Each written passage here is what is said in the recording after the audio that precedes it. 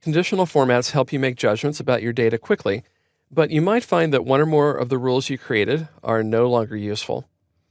If that's the case, you can delete rules individually from within the Conditional Formatting Rules Manager, or get rid of them all using controls on the Home tab of the ribbon. I will demonstrate both of these techniques in this movie. My sample file is delete rules 0508, and you can find it in the Chapter 5 folder of your exercise files collection.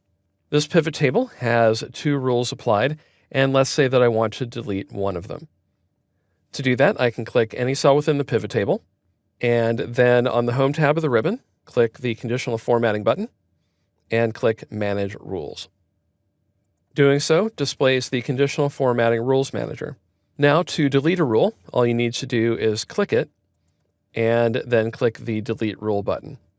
But before I delete this rule, I want to warn you that if a rule has Stop If True applied, in this case, this top one does, there's a checkbox, deleting this rule could change the logic of your other rules.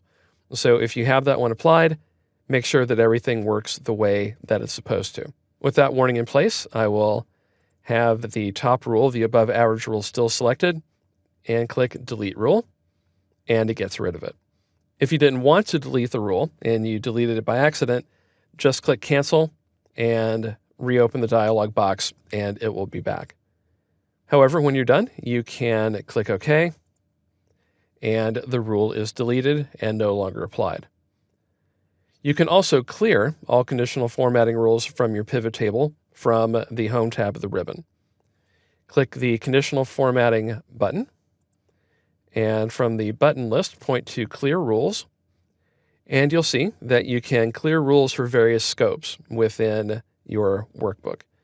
You can clear rules from selected cells, which in this case would only be B6. Clear all rules from the entire sheet, so if you have a pivot table and other items, it would clear all conditional formats, or you can just clear rules from this pivot table, and that's the last option that I will click. And you can see that your pivot table has had all rules removed, and if you want proof, go to Conditional Formatting, Manage Rules, and for this pivot table, you'll see that they're gone. Getting rid of conditional formats you no longer need reduces the visual input you have to process when you view your pivot table. If you find that a conditional format is more of a distraction than a help, don't hesitate to get rid of it.